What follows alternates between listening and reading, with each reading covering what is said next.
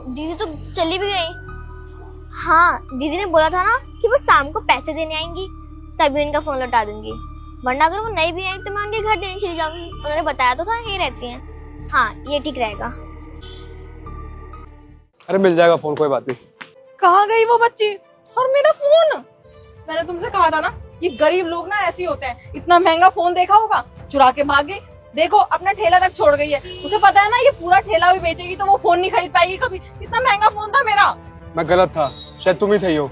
ये गरीब लोग ना बेईमानी होते हैं। मुझे लगा ये बच्ची इतनी अच्छी है, हमें केले भी उधार दे दिए।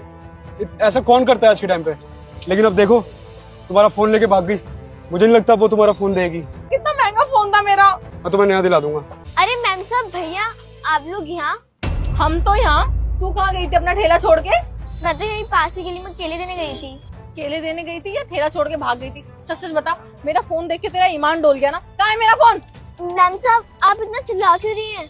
अगर तेरे पास है तो तूने मुझे पहले क्यों नहीं बताया? कहाँ है मेरा फोन? दे, चल फोन दे। अरे मैम साहब मेरी बात तो सुनो। आपने गलती से मेरे ठेले पर अपना फोन छोड़कर चली गई थी। चुप हो जा। फोन दे दे इससे पहले कि मैं थप्पड़ मारूं। फोन दे। आपका फोन ना ये रहा। मैंने तो सोचा भी था कि आपके घर पे आपका फोन लौटा दूं, लेकिन फिर मैंने सोचा कि वो पैसे देने तो आएंगी, मैंने तब दे दूंगी। लेकिन मैम साहब आप तो आते के साथ ही मेरे ऊपर इतना चिल्लाने लगी। हम ना गरीब लोग गरीब जरूर होते हैं, लेकिन हम बहुत ईमानदार होते हैं। किसी का भी हक्का नहीं खाते हम लोग। चोर वो नहीं, चोर तो तुम हो। तुम्हें शर्म आनी चाहिए। एक छोटी बच्चे की पैसे चुराते हो।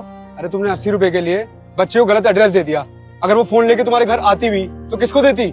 सॉरी बेटा, मैंने तुम्हें गलत समझा। लेकिन मैं अपना फोन यहाँ भूल गई थी और मुझे बिल्कुल याद नहीं था।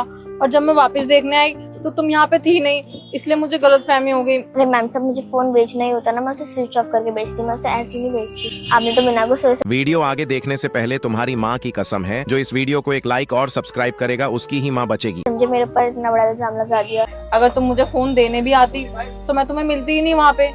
सॉरी। पैसे दो। ये लो। नहीं मैम साहब, ये तो बहुत ज्यादा पैसे हैं। मैं तो सिर्फ 80 रुपए ही हुए हैं। रख लो। अगर मेरा फोन खो जाता तो पता नहीं मेरा कितने का नुकसान हो जाता।